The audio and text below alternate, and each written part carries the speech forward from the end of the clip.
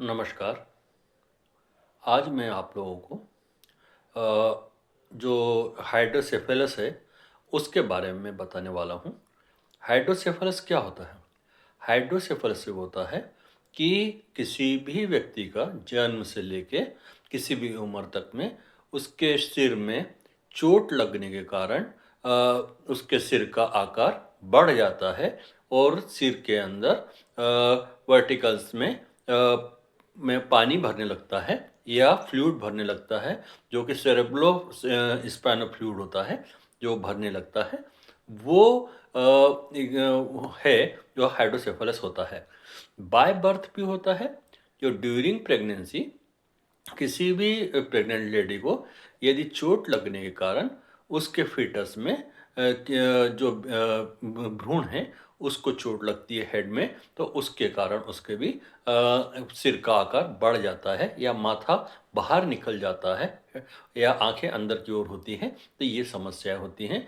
जो एक सामान्य व्यक्ति है उसके मुकाबले उसका सिर बड़ा होना हाइड्रोसेफेलस होता है। क्यों होता है?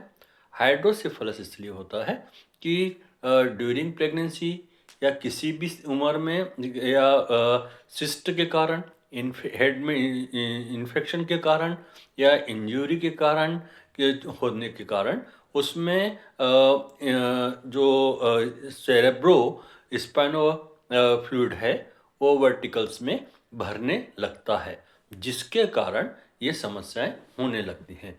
तो इसके क्या प्रभाव होते हैं?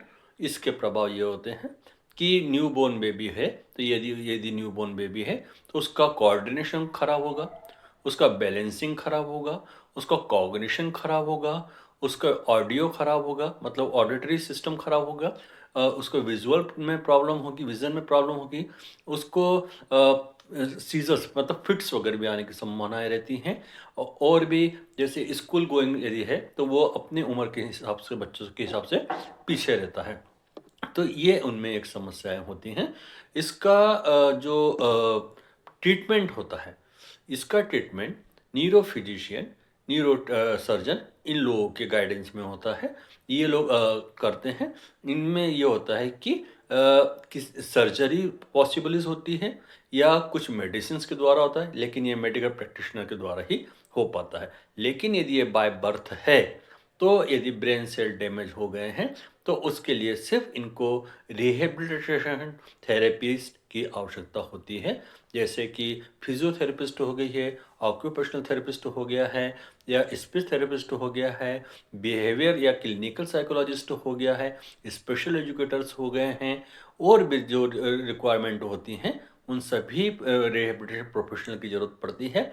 और इसके द्वारा ही इनमें इम्प्रूवमेंट आता है। तो ये सबसे ज़्यादा ज़रूरी है कि हमारे हाइड्रोसेफेलस वाले जो बच्चे होते हैं उनका जो कॉग्निशन या इंटेलेक्चुअल जो होता है वो नॉर्मल के कंपैरिजन में कम होता है। वो या तो इंटेलेक्चुअल डिसेबल्ड हो जाते हैं, संभावनाएं बहुत ज़्यादा होती हैं, क्योंकि वो फ्लूइड के कारण उनके ब्रेन के सेल डैमेज हो जाते प्रेशर के कारण। ये कई बार ड्यूरिंग प्रेगनेंसी भी हो जाता है, या डिलीवरी के समय में भी हो जाता है, या बाद में किसी प्रकार से इंजरी एक्सीडेंट के कारण भी ये संभावनाएं होती हैं। आप लोगों को मेरी ये जानकारी कैसी लगी? इस वीडियो को अधिक से अधिक शेयर करें, सब्सक्राइब करें, कमेंट्स करें और लोगों तक पहुंचाएं। मैं Rajendra Baraskar, special educator, R K B special education channel का मैं आप सबका बहुत बहुत धन्यवाद करता हूँ।